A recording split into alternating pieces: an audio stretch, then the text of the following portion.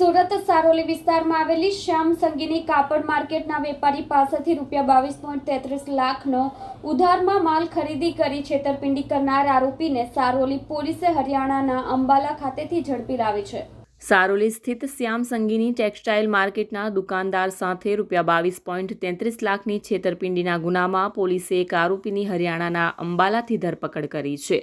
ભરથાણા સ્વર્ણવિલા એકમાં રહેતા પ્રમોદભાઈ સજ્જનકુમાર જૈન સુરત કડોદરા રોડ સારોલી સ્થિત શ્યામ સંગીની ટેક્સટાઇલ માર્કેટમાં પ્રાચી સૂટ્સ LLP ફર્મના નામથી ધંધો કરે છે। પ્રમોદભાઈ પાસેથી શરૂઆતમાં જાપાન ટેક્સટાઇલ માર્કેટમાં હરિકૃષ્ણા એન્ટરપ્રાઇઝના મોહિત હરીશ ટિબ્રેવાલ અને શશી હરીશ ટિબ્રેવાલ મારફતે હરિયાણાના અંબાલા સ્થિત ન્યૂ ક્લોથ માર્કેટમાં સૈની માર્કેટમાં RM ટેક્સટાઇલના ધીરજ હરીશ અલઘતે અને પવન શર્માએ કાપડનો માલ ખરીદી ₹22,33,105નો ચૂનો ચોપડ્યો હતો।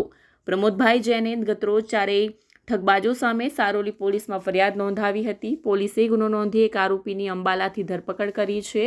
પોલીસ પૂછપરછમાં આરોપીએ પોતાનું નામ ધીરજ હરીશચંદ્ર અલઘત હોવાનું જણાવ્યું હતું।